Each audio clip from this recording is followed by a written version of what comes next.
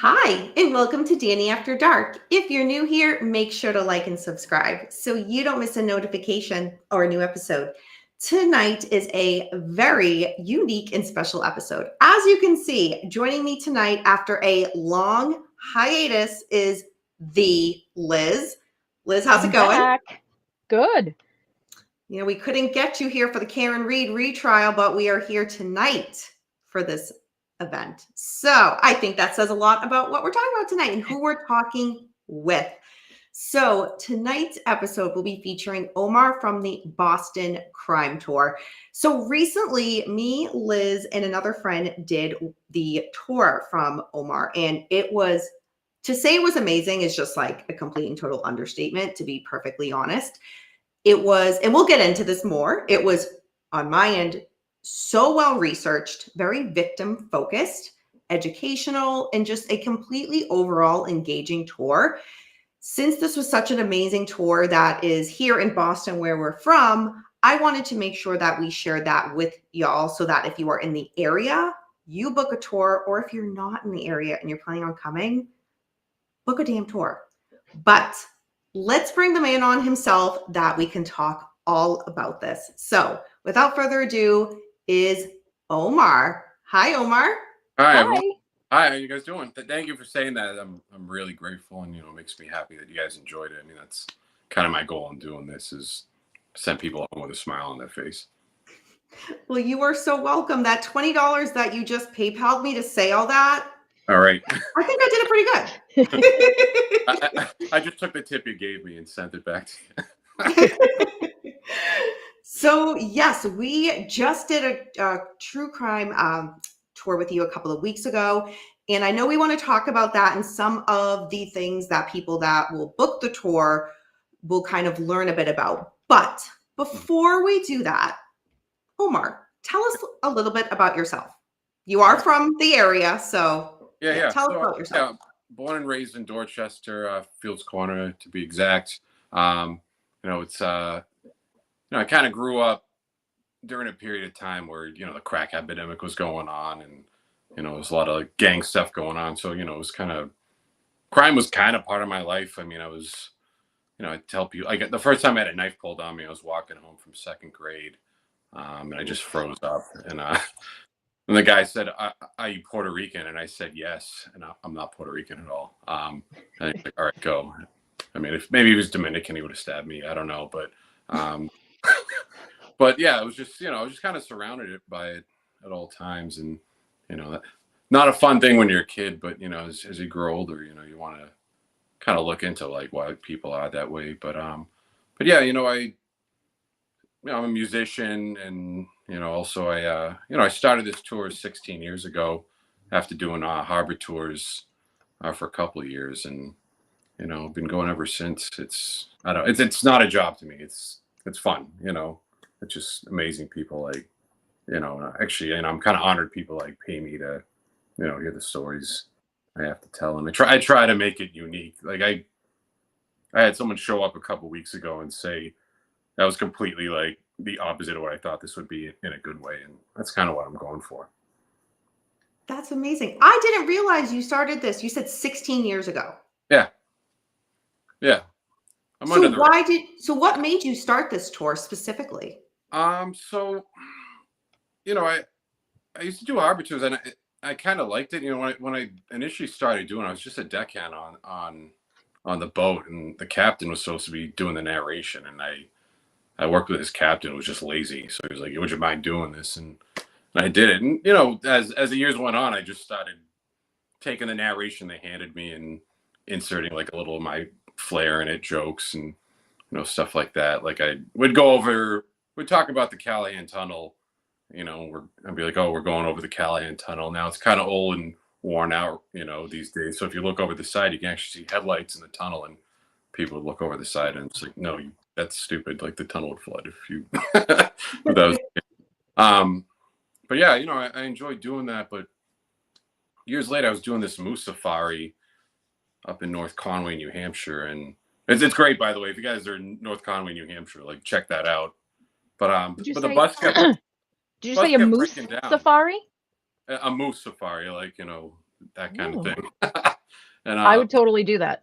yeah, it was great. I mean, I think it was 4 hours long, but it didn't feel like that at all. Like the guy like played like a video on the way out, and it was great. It was a good time. And but yeah, his bus kept breaking down, so I'm sitting there bored, and like this guy's got two 22-seat buses. It was $30 a ticket.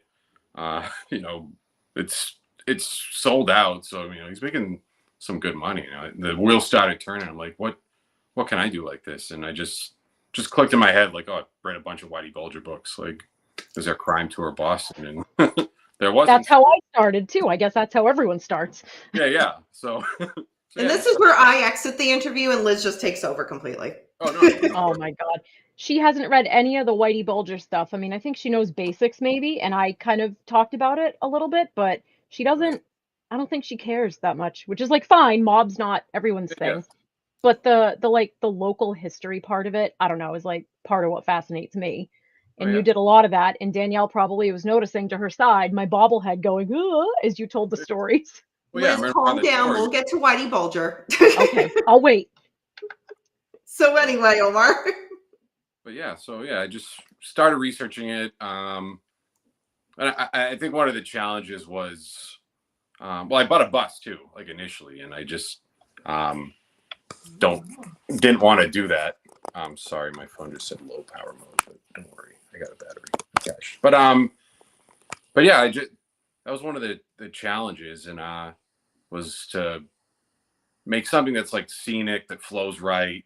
I always say like editing this thing was a lot harder than like writing it and researching it, and like finding the right stories that that really click with people. I mean, I think I was like telling Liz during the tour, like when I started doing this, like I think the tour is like 85% different than what it was, because you got to see people's eyes glaze over and like, all right, well, this isn't hitting. So I, take stuff out, put stuff in, I always like kind of reread my material or my research, and that's actually more interesting than that. Swap it out, but yeah, it's just always like, it's almost like its own living thing, where I'm just trying to constantly hit people with something interesting and fun to do. I will say, like everything you just described, I mean, Liz, if you disagree, let me know, but it was pretty spot on with your tour. It was, a lot of research that you did, a lot of jokes that you did. Did all of them land perfectly? Not so much. A lot of moments of silence during the tour. But also what I really enjoyed from your tour, because anybody can go on any type of tour, whether it's, true crime related or not. And you're going to get something, get something educational. But with yours, I felt I walked away with like the education piece, the very unique aspect that, again, and we'll talk about this a little bit more, that I find you were very victim focused, more so than a lot of other crime tours that I'm familiar with. But also your personality was just so different. This wasn't like, all right, we're here for the next 2 hours, let's get through it, on to the next. It was just like, I felt like by the end of it, like we were just a group of friends hanging out, having a good time in the city. Yeah, exactly. I mean, I'm really happy you said that. I mean, that's kind of my goal. I mean, I walk by a lot of tours all the time, and it's just, and like the reason I didn't like doing the bus thing was specifically that. It's just like I felt like I was a tape, just like a recording could do my job, and I'm not getting to know people. It's impersonal. Like that's not what I'm about. Like I'd rather make less and put on a better experience, and have word of mouth get around, and over the years it has, like it's grown, but I want to put on something that's like personable, like where I get to know people. I made friends on the tour. I got a buddy in Belfast, Ireland. I talk to all the time.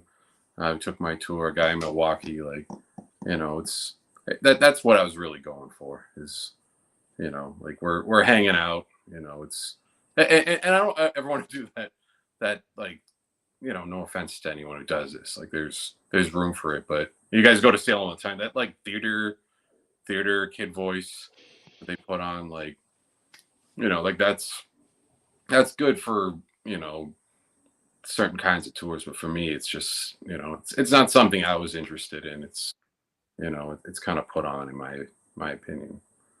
You Yeah. know? So you mentioned just now a bit of some of the friends that you've made, Mhm. and you mentioned somebody from Ireland. So in regards to your tour, I know when we were there was a couple from LA. Yeah. What do you see typically when people book? Is it a lot of local people? Is it a mix of the US or out of country? Like, where are you seeing a lot of people come from to take your tour?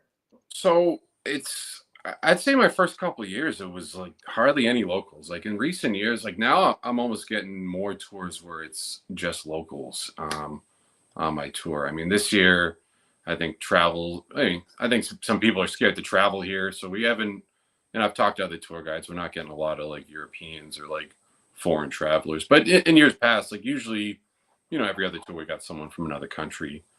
But yeah, it's mostly all from all around the country. But I'm really like happy that like locals are taking the tour. And there's a lot of people moving to Boston too, like from other places.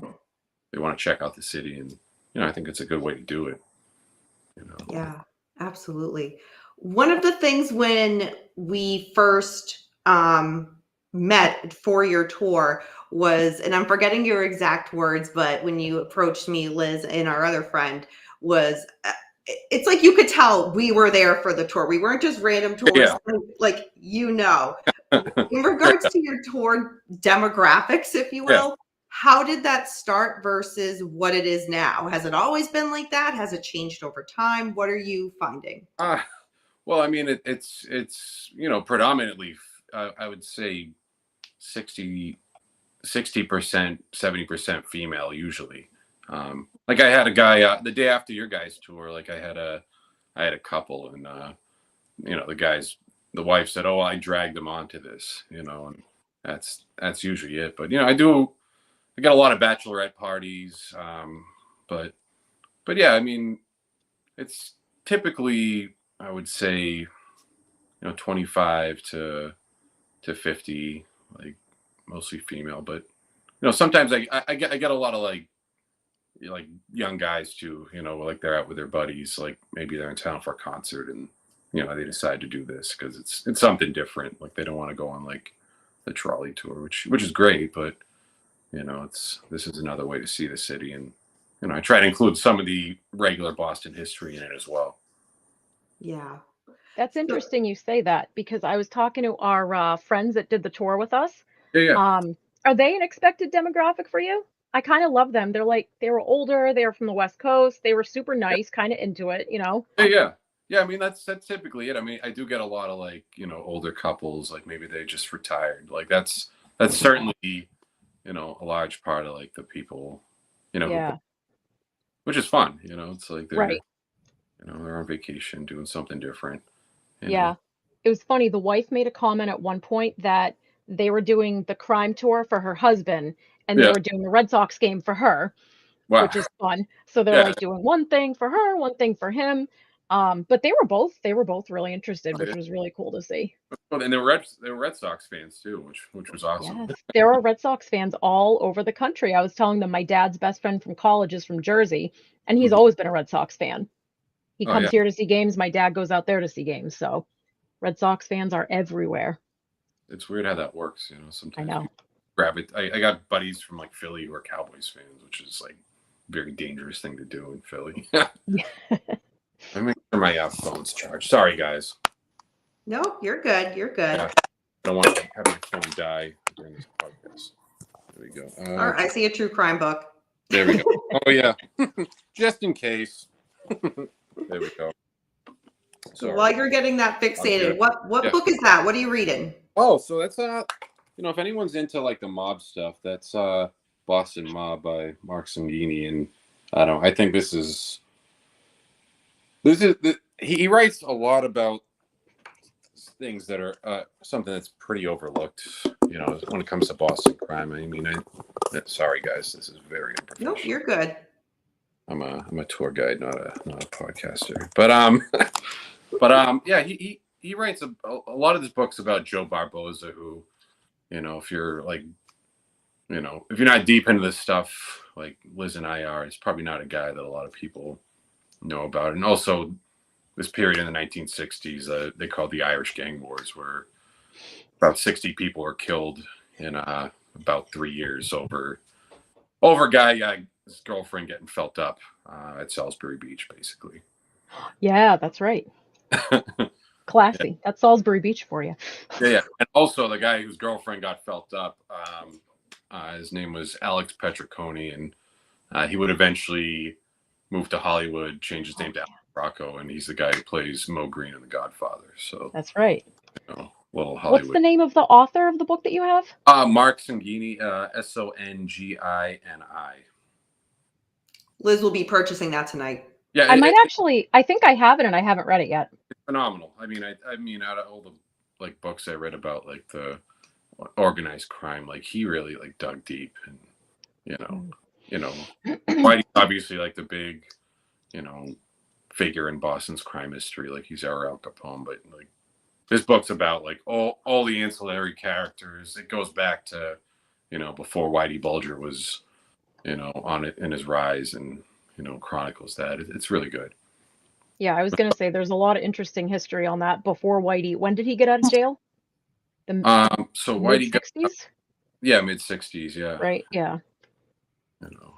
Okay. Yeah. I was going to say, so 2 points. One, in regards to the book that you just recommended, during your tour, I loved that you, for every kind of stop we made and things we went over, you had like several books to recommend on each thing. Oh, yeah. Which the book nerd in me was like loving, and it shows that you're, either really good at your job or you're a secret book nerd too, and I loved that.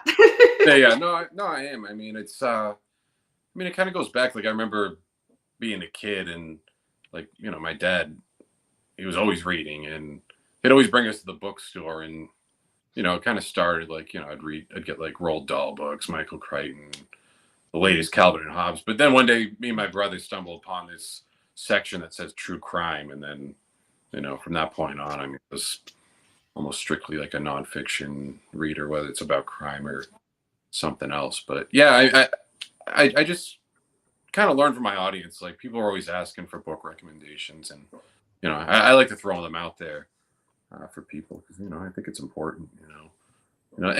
And like I said, editing this thing was so much harder than like researching and writing it. Like there's so much good stuff on the cutting room floor that's in these books that I really want people to check out and learn more about. So going off of that, what exactly is your method when researching these cases, and then kind of putting together what you're going to share on your tour, and then like you said, what kind of doesn't make the cut? That's an excellent question. That's so what I did was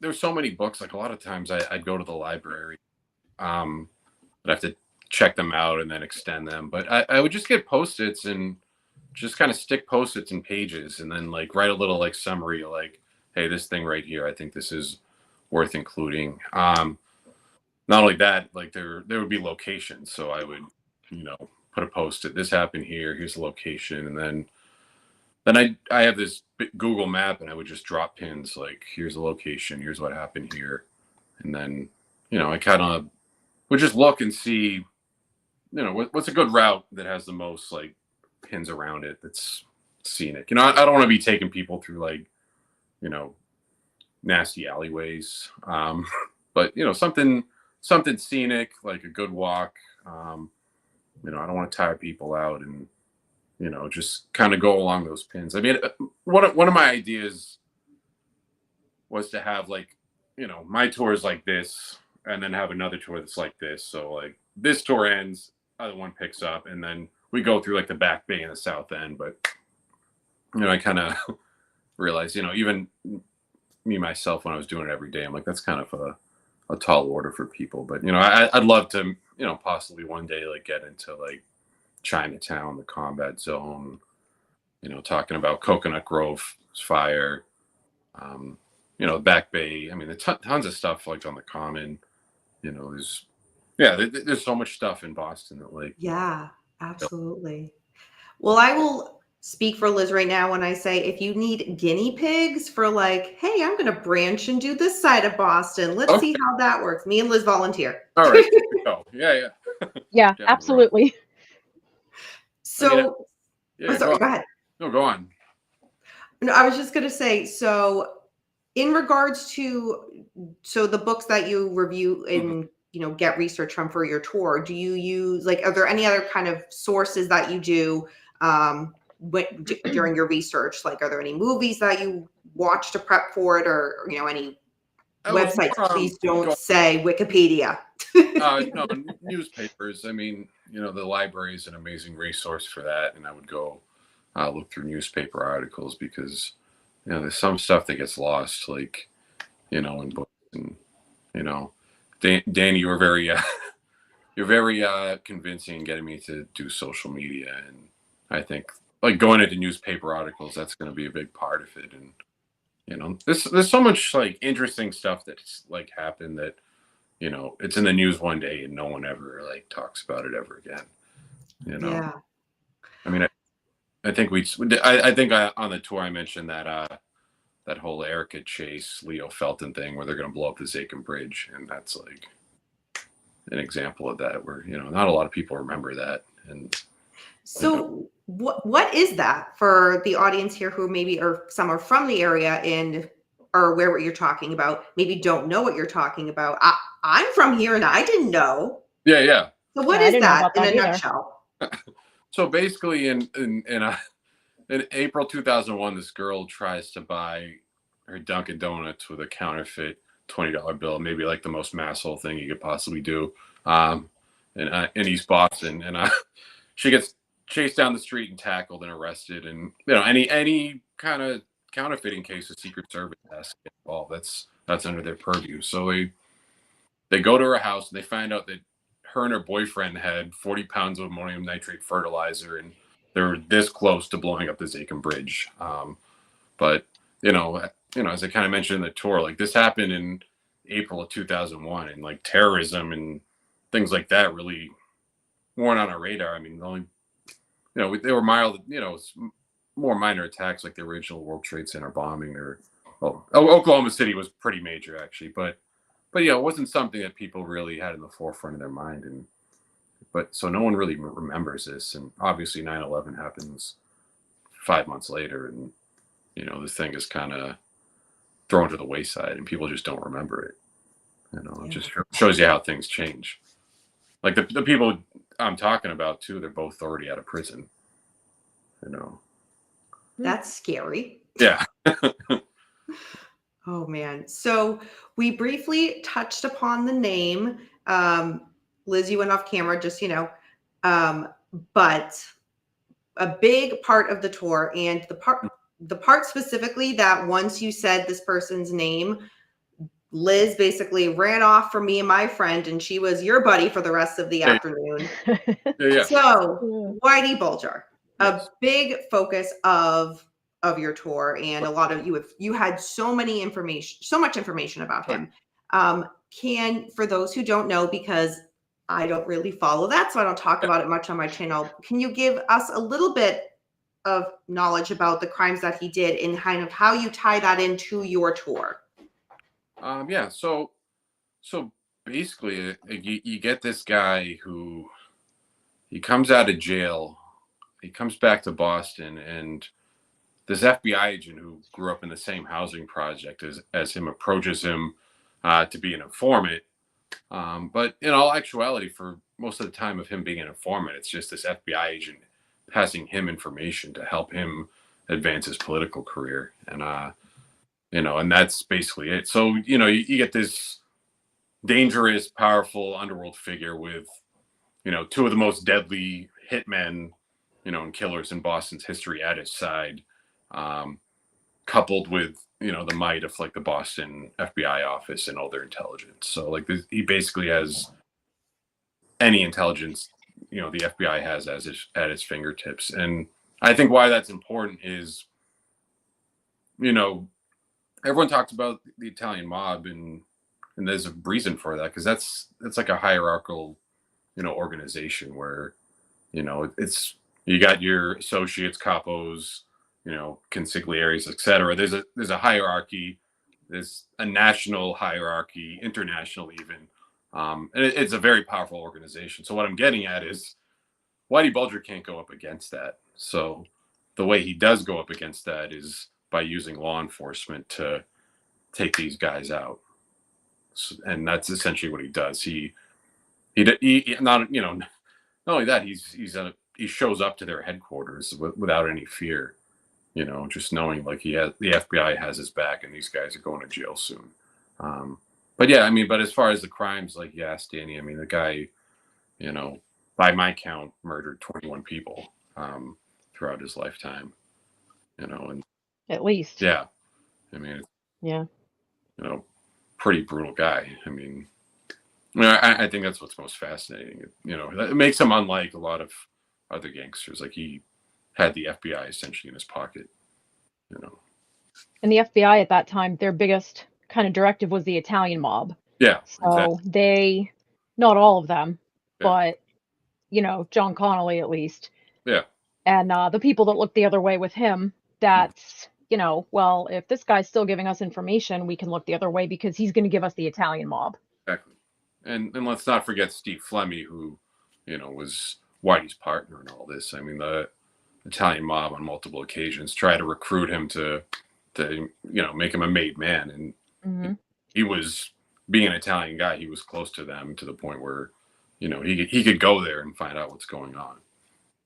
So yeah, it's an insane story. I mean, just the amount of stuff they were allowed to get away with. I mean, and I didn't mention this on the tour, but I mean, there was just such institutional corruption in the FBI going back to, from the start. I mean, basically, I mean, there was an agent named H. Paul Rico, and there's stories about him like setting up his own informants for mob hits. Stories about him driving the getaway car on mob hits. Just there's a story about during those Irish gang wars that I kind of touched on earlier. Like Rico tells Flemmi where he can find this guy that he's looking to kill. Flemmi kills him the next day, and then Flemmi's in his convenience store the day after that, and the FBI agent walks in and says, "Hey, nice shooting." Like, this guy's an FBI agent. Like, it's just insane. Like the stuff, you can't smoke in bars anymore. And back in the 1960s, like FBI agents were setting up mob hits. It's crazy how things change, but it's a good thing. It's a safer world. Well, one of the things that I learned on the tour was the history of crime families in Boston. Mm-hmm. And you talked about that there is still an existence of that. Can you talk a little bit about that? Yeah, I mean, it's there, and I guess in name only, but it's one of those things where, like, yes, that structure is there, and yes, there's like a figurehead boss, but I mean, even the FBI themselves like disbanded their organized crime unit here. It's just not a factor. I mean, law enforcement knows who these guys are. Like, those guys know law enforcement knows who they are. One of their big sources of money making, gambling, is gone. Basically, I mean, why go to a guy who's going to break your legs if you don't pay up when you can sign up for DraftKings and get $200 in free bets on your next deposit? You know what I mean? Yeah. So, yeah, and to those guys' credit too, a lot of these guys had side businesses that they were able to claim as legitimate and property and things like that. So it's really, while there are guys who are made, I mean, there's not really a lot going on with that. I mean, once in a while you hear about a card game getting broken up, but other than that, I mean, it's not really that active here in Boston. I just wasn't aware that there was still, like, shows how much I know about where I live. Yeah. So where Liz was very excited about the Whitey Bulger portion of the tour, I was very looking forward to what you kind of covered at the end of the tour, which Oh, was yeah. Albert DeSalvo. Oh, yeah. So like I said, you do cover him on your tour, but there's a lot to talk about in that case in regards to what you talk about on the tour with him. For the people who aren't familiar with Albert DeSalvo, because you clearly did not watch the episode I did a while back covering the case. Omar, can you tell us a little bit about DeSalvo and in regards to how you tie what he did into your tour? Yeah. So, you know, with DeSalvo, you know, this was this guy who, you know, he grew up with a really terrible father. You know, a lot of times people talk about, you know, ask about serial killers if it is it nature or nurture. I mean, you know, I don't know about you, Danny, but a lot of stuff I read, I mean, it seems like nurture. You know, a lot of these guys have like terrible upbringings. Yeah.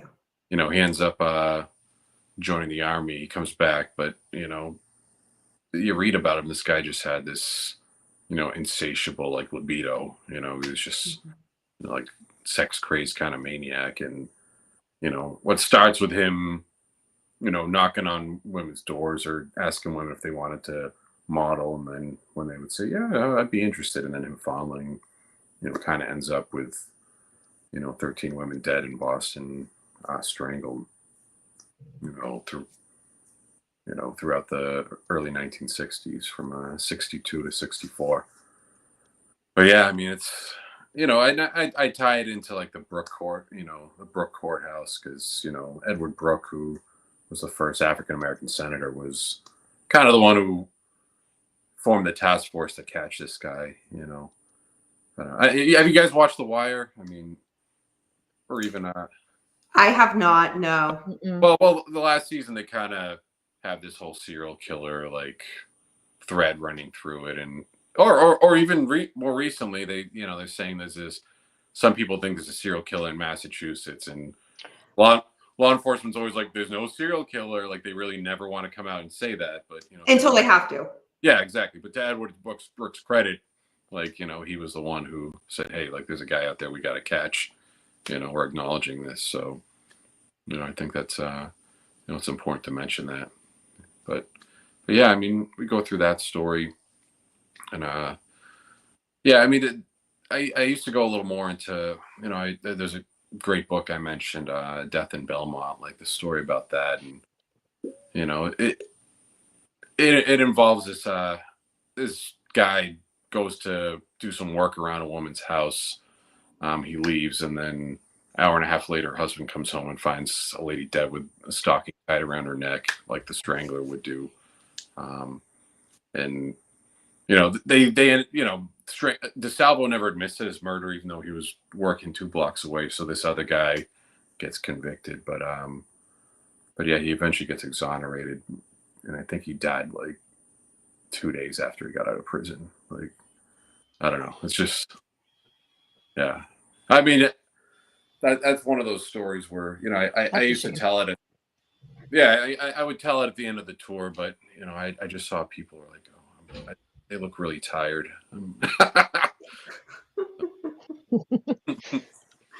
Well, they clearly were not me, Liz, and our friend who were just like, let's Yeah. keep this party going.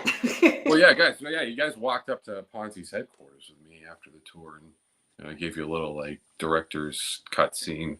That was very cool. For some reason, I had no idea that he was here and that started Oh, here. No yeah, clue.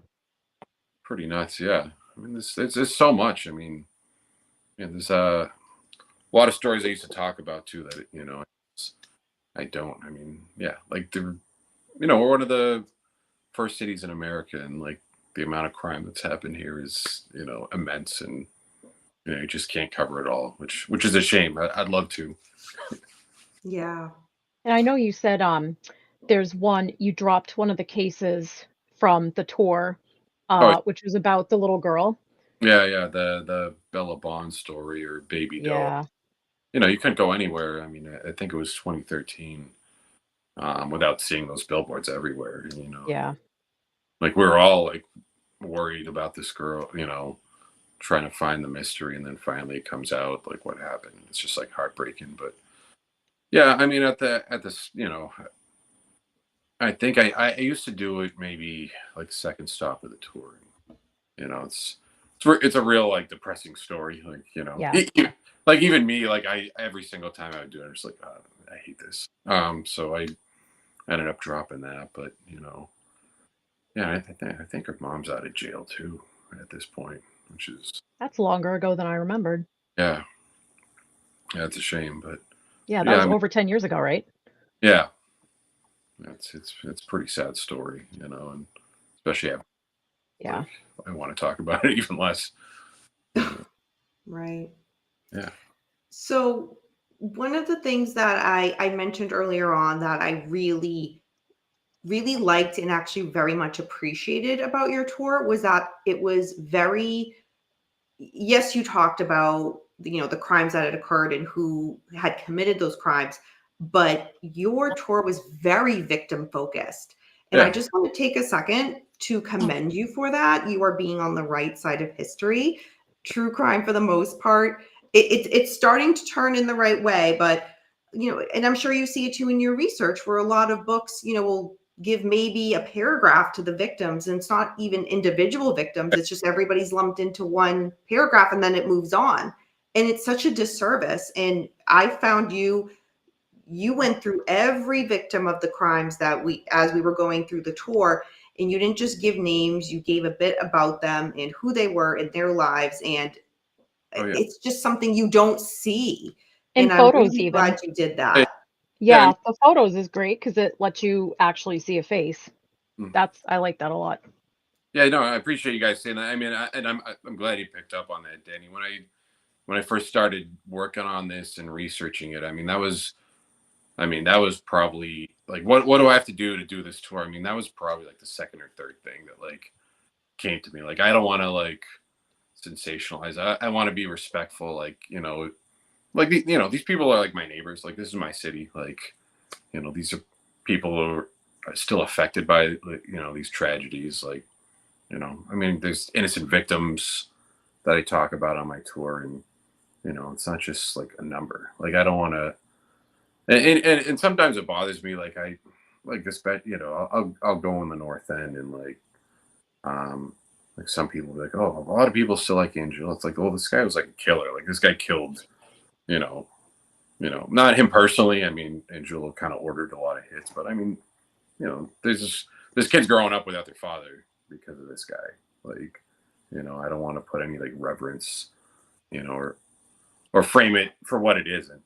These are people who are taking other people's lives, and I think it's important to like talk about these people. These, it's not, it's like a chessboard where you're taking pieces off the board. These are actual people, and especially with the Boston Strangle as well. I mean, you just have like these innocent women in their homes.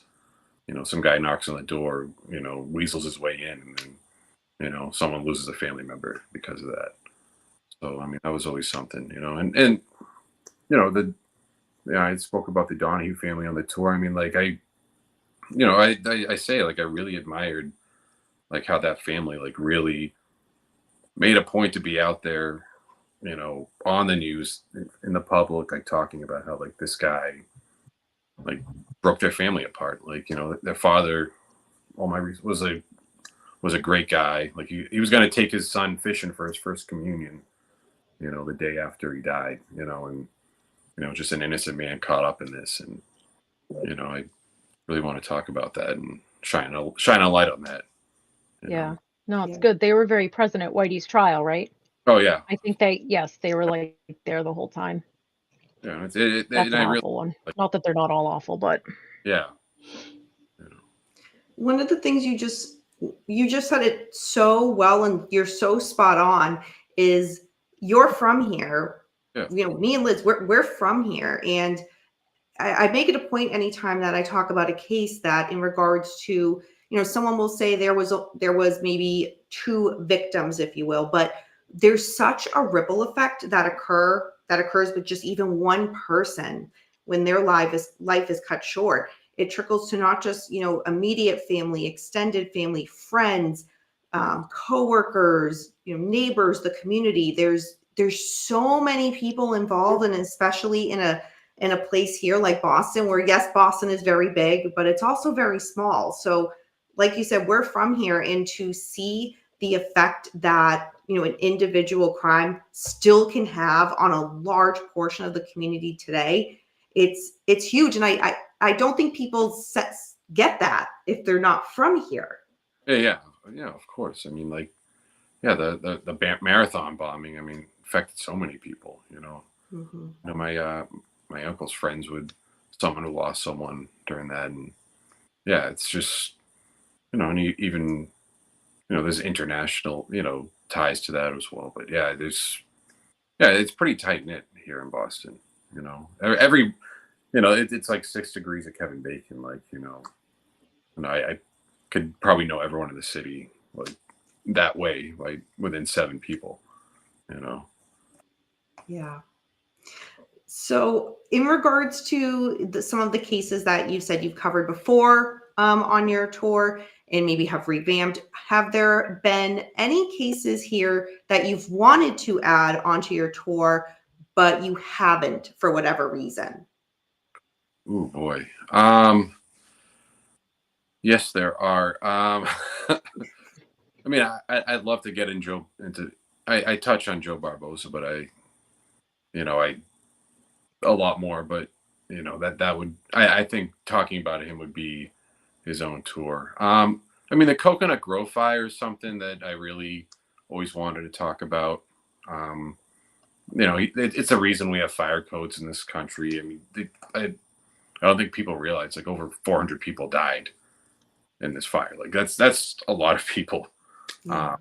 You know, there's even there's a theater across from the Boston Common as well that's been abandoned since you know, the mid 1900s because fire codes, because it's in a basement and there's no fire exits because of that. But yeah, Coconut Grove fire is something I always wanted to talk about. I recently added James Curley onto the tour, which, you know, I kind of always wanted to talk about.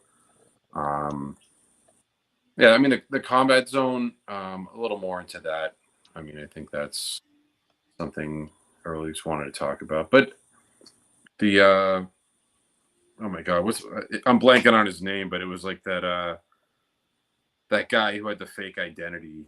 Um, oh my god, he was like a German guy, and he killed a woman. Like that's an interesting story.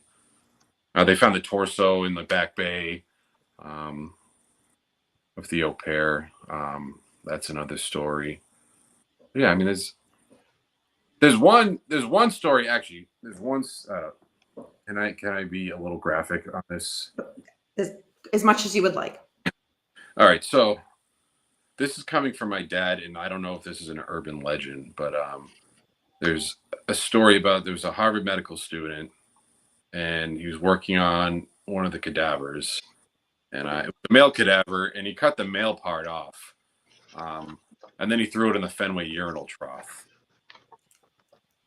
at Fenway Park, and then he got kicked out of school for that. But the only unfortunate thing is I don't have any sourcing for that. I don't know if that's a rumor that went around. If I called Harvard and I asked about it, I would probably get hung up on. I've looked in newspapers. I asked my dad, like, when did this happen? And he gave me a timeline, and I wasn't able to find anything on it. So that's something. If anyone knows about that, please reach out to me. That's like the holy grail that I would like. And you guys took my tour. I mean, I'm a little rough around the edges, and you know, sometimes a little crass. And I think that's a story that, you know, would be a nice little feather in the cap of the tour. A lot of people go to Fenway. What was the time frame on that, supposedly? It was mid '80s to mid '90s. I want to say, if I'm remembering correctly. I got to reach out to my dad and ask him again. If it exists, Liz will find it. Yeah. I can try. I love that. I love a challenge. I love a good research challenge. Mm-hmm. Oh, one more too. This guy Daryl Godwhiding, who was a drug lord in a housing project in Roxbury. That's one guy I'd love to talk about as well. But the Instagram that I just started, Danny, that's going to be on there. That's probably the second video I'm going to put up. It's about Daryl Godwhiding. He was kind of the drug lord in the 1980s. Like he ran the cocaine trade here in Boston. Yeah, so that's one too. Yeah, so much stuff. Sorry, guys, it's hard to So picture. much. No, you know what? This again, guinea pigs for Yeah. other parts of your tour. If you want to branch out, let me and Liz know. We are more than happy. Yeah, of course. So, are there any kind of slightly going off of the tour? Are there any Boston or Massachusetts true crime cases that you're into, or I hate to say it, you know what I mean? Following, yeah. That you've either been following or that you really like to research because you're just very interested in that case. You can say Karen Reed. Yeah, no, the Karen Reed thing is like interesting. It's just I don't know what to believe. I mean, it's just I can't like go one way or the other on it. I mean, because just this fishy stuff on both sides. I don't know. I think we were talking about it before. I just don't. I think it was like kind of prosecutorial misconduct to like charge her with second-degree murder. Like even with like the stuff we have in writing and like the phone calls, like she didn't sound like someone who wanted to kill her boyfriend at all. Like I don't know where they got murder for. If anything happened, it was an accident. But yeah, that was one. Yeah, I mean even the Aaron Hernandez one is a little recent. That's like we were kind of talking before the show, Danny. Like that's something that I really want to know like a lot more. You just gave me a couple book recommendations, so I'm going to dive into those. But the thing is, like, there's not a lot because Boston's like pretty safe now, which is I think a good thing. That's Well, yeah. yeah, except for in Canton at the moment, but Yeah. That's another story. What are your thoughts on Brian Walsh? You'll have to. I don't know who. So he's the guy who's been accused of killing and dismembering his wife Oh, on the that New Year's guy. a couple That years guy. ago. Oh Yeah. my God. Yeah, he was like searching on his phone, like his 6-year-old kid's iPad. Yeah. It's like I'm 5 minutes into my wife. What do I do next? Like, I mean, yeah. I mean, that guy's like. But now that evidence, they're trying to get that thrown out, which is completely messed up. Yeah, I mean, I don't think they're gonna. But I mean, didn't they have like DNA evidence blood in the basement and like I don't know, he bought like cleaning products and I mean. Yes, but everything one could argue is circumstantial. In the smoking gun, if you will, those iPad searches, the police didn't exactly get it the right way. Oh, they didn't get like a warrant for. Yeah, I was gonna ask. Like, not until after the fact. Oh yeah, it's the same law enforcement that handled the Karen Reed trial. Oh geez, but that stinks. I mean, yeah. Got to go by the law. I mean, if we don't, we got to be a nation of laws, as John Adams said. We got to follow the rule up. But I mean, yeah, geez. I mean, the guy did it, but let's just 100%. Yeah, let's just hope they don't bungle that one. Yeah. It's just putting even like I mentioned, we talked about before we came on air, and I mentioned you during the tour about that true crime podcast festival that just happened. And a lot of people were talking about Mass State Police right now don't have a good reputation in the country. I mean, there's always been corruption. That's another story for another day. But it's like, look at all these other cases they've touched that very clearly guilty people might walk. And that's scary. It's a shame because I mean, on my tour, I talk about how they were the good guys back in the day. And now it's, I don't know what's going on. I mean, maybe a shakeup needs to happen at the top, or it's like a training issue or what, or out into this lack of oversight. I don't know. That's a shame. Yeah. So I have a few more, or me and Liz have a few more questions here that we'll go through. And if anybody in the chat has any questions, please type them in, and we'll definitely ask Omar. But to kind of switch topics to a little bit of a different tone here. So in regards to law enforcement not only doing their due diligence, but maybe going above and beyond, I would say. There was one thing that you talked about and had wonderful photos in on your tour. And for those who don't know and did not live it, it is a day that will go down in Boston history. So, Omar, Oh yeah, can you tell us is good. about January 31st, 2007? All right. So, let me be clear before this happens. Like, I'm with law enforcement on this. I mean, they kind of people rib them and get on the case after the fact. But woman's waiting at the train station, sees a thing with a bunch of wires sticking out of it, does the right thing. Hey, this thing looks like a little suspicious. Lets the cops know. So they shut down the subway. They shut down I-93 north and south. They shut down the BU and the Longfellow bridges. And this is about 9 in the morning. So I remember that day I couldn't get to work. I called my boss like, hey, like subway shut down. I can't get to work. So eventually they get this thing down at 10:30 that morning, and it's a cartoon light bright of a character giving the middle finger. So these two guys, Peter Brodowski and Sean Stevens, they get hired to do this guerrilla marketing campaign for the Aqua Teen Hunger Force movie, and obviously had no intention of like causing this much chaos. I remember it might have been the night before or like 2 nights before, but I was at the Avenue in Alston at the bar, and I was outside, and I look up and I see one of those things on the wall. I'm like, oh, that thing's pretty cool. That's pretty neat. And like 3 days later, I'm kicking myself for not climbing up there and stealing it because they're like 20 grand on eBay. But yeah, so these guys, I mean, they didn't really help their cause. When they got arrested, they were in front of the courthouse, and they started joking about 70s hairstyles and stuff, and people were like, hey, like there were ambulances in traffic stuck. I couldn't get to work. I got fired.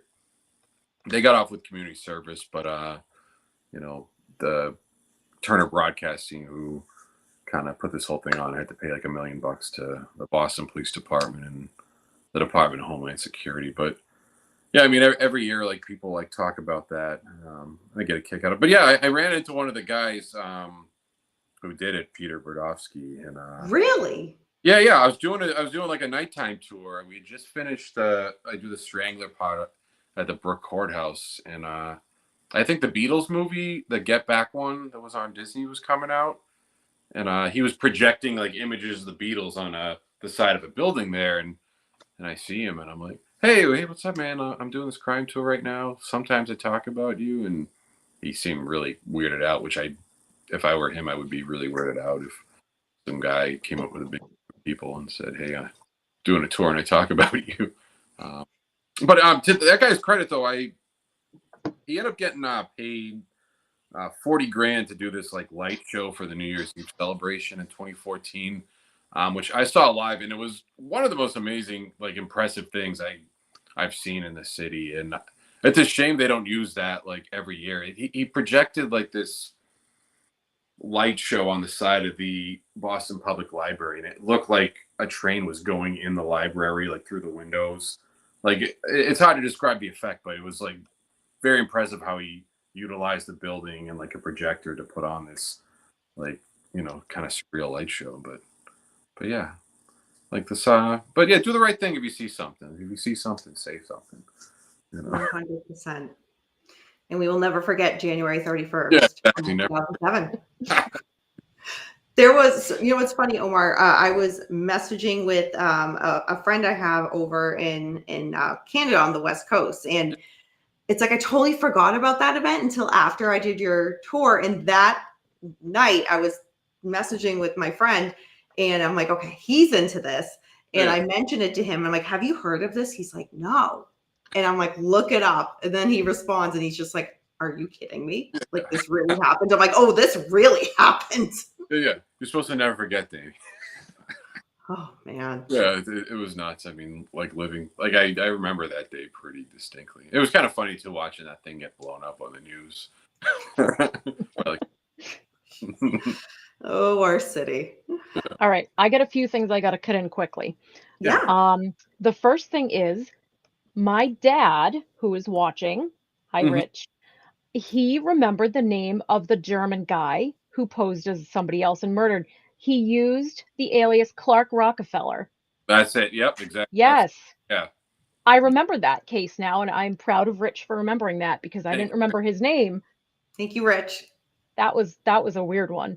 Yeah. And And the second thing Rich mentioned, he has a book recommendation of a book called Mortal Friends by James Carroll.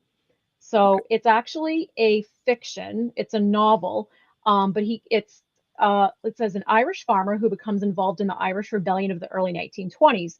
He then escapes to Boston, rises to and falls from political power. So it sounds like it talks a lot about the Italian-Irish mafia, and it does have some real, like it has Mayor Curley and the Kennedys and everything like that. James So Carroll's great, by the way. yeah, I'm gonna have to read that. Yeah. So, yeah, Wow, thank you, Rich, right for the recommendation. Yeah, I got a book called Say Nothing on my shelf. That's next on my list. I'm reading one called Black Flags now about Zachary and how I started, but yeah, I mean, still have family in Ireland, so I'm very interested in Irish Yeah, history. I have Say Nothing on my list too. Yeah, I feel like the two of you need to start Yeah. your own conversation, Yeah. like on Instagram DM, and just go back The and forth with mafia book stuff and the recommendations. Irish, yeah.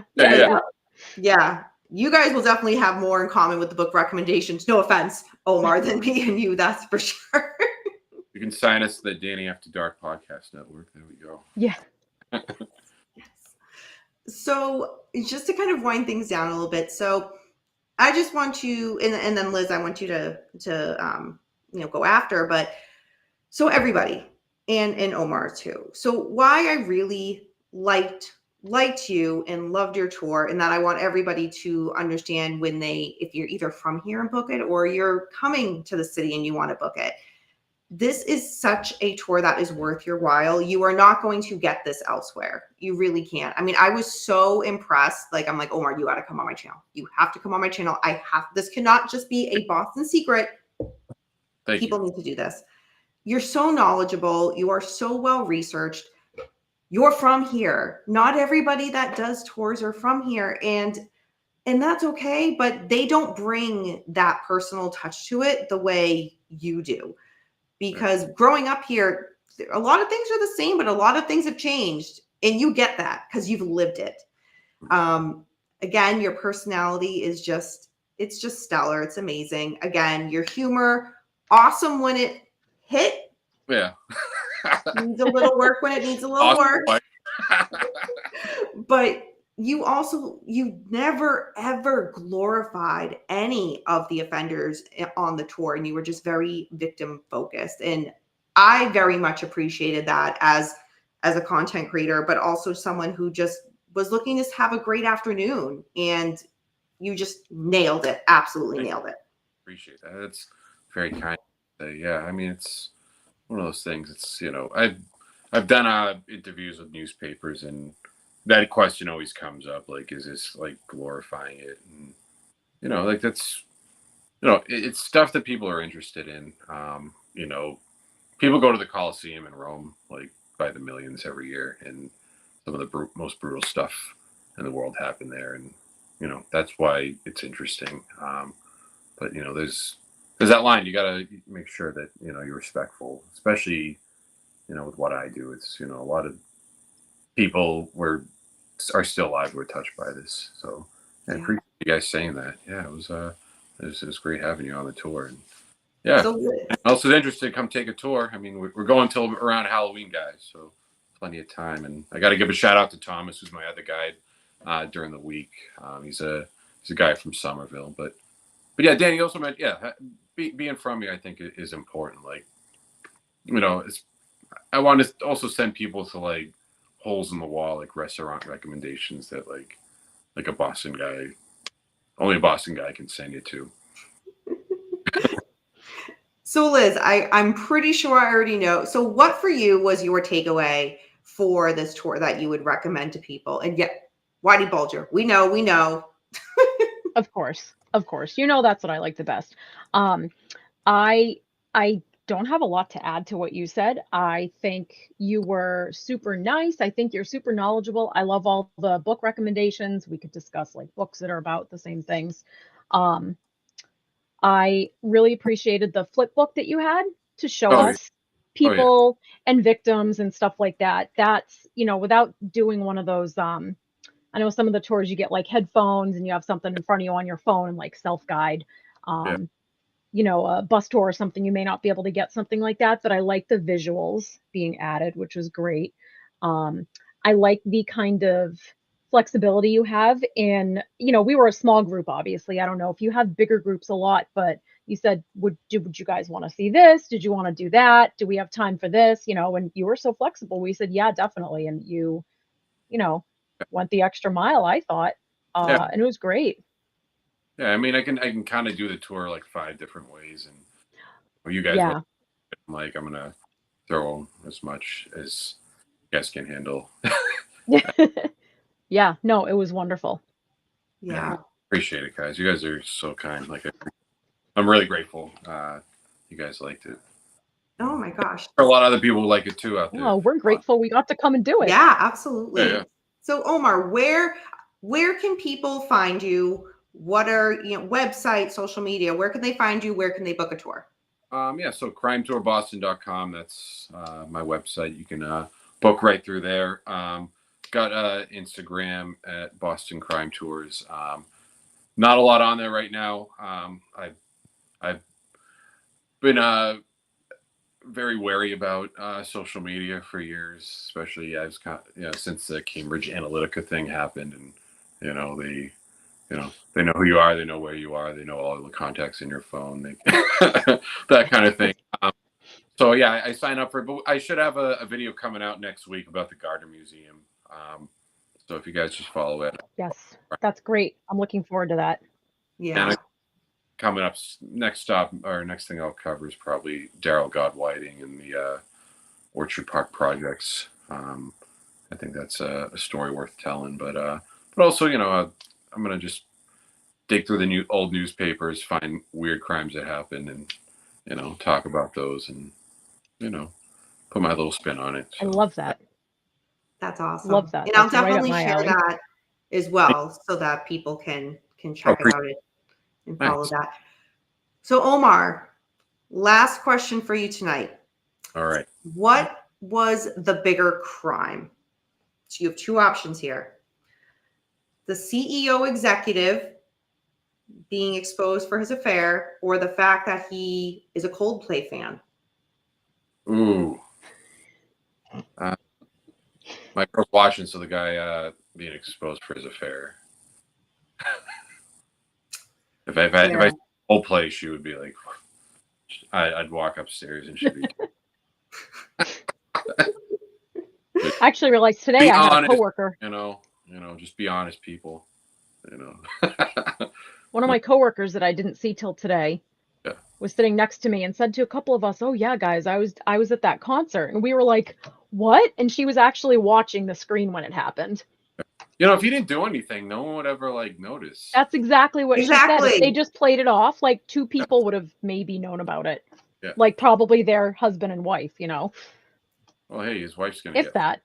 So, nice move. When I tell you at the True Crime Podcast Festival this past weekend, you get a bunch of content creators in a room that have covered, you name it, crimes from decades and decades, hundreds of years ago. We were all talking about this. We were all talking about this. It was just wild. Never happens at Iron Maiden concerts, I'll tell you that. Yeah. And the fact that it happened here. Yeah, I know. The fact that it happened here. Yeah. Omar, I have a very important question from the chat for you. Oh, yeah. Are you a cat or a dog person? Oh, geez. I'd probably go cat. I always had cats growing up. Good answer. I mean, both is a good answer, but yeah, I mean, I'm good with both. I just never had one growing up. My mom got one after I moved out. So I don't know. I'll have to get a dog and get back to yeah, I don't think it's a fair, way to judge. You know, I've only seen one side of the coin, so I don't know. It's true. Me too. I've never had a dog. I love dogs, but cats are what my household's always had. Yeah, like when people have dogs, you know, they go with a nice dog, like, but you know, it's different when you have your own pet. So I have to get a dog, and I'll get back to you guys on that in a couple years. I love dogs. I grew up with dogs, but I would go with a cat or two or six. Just Or 6. yeah. All right, Omar. Well, thank you so much for coming on Danny After Dark. I really appreciate Guys, it. thank you. Yeah, And yeah. thank you again for such a wonderful tour that you provided to me and Liz and our other friend. And yeah, anybody, if you are going to be in the area or if you're already in the area, book this tour. I am from here and I learned so much that I didn't know. Liz is going to pretend to do it all as well, but that's not true. That's not true. So don't go by that. But yeah, I do have all the information for Omar and his tour in the drop down bar below. So make sure to find that there. And if you are watching this on replay and you have any questions about his tour, leave a comment. Let me know and I will make sure to pass that on to him to get you an answer. So, all right, everybody. Thank you for joining us. Thank you, Liz. Again, thank you, Omar, again. And remember, everybody, until next time, we don't live in darkness. Darkness lives in us. Bye, everyone. Bye.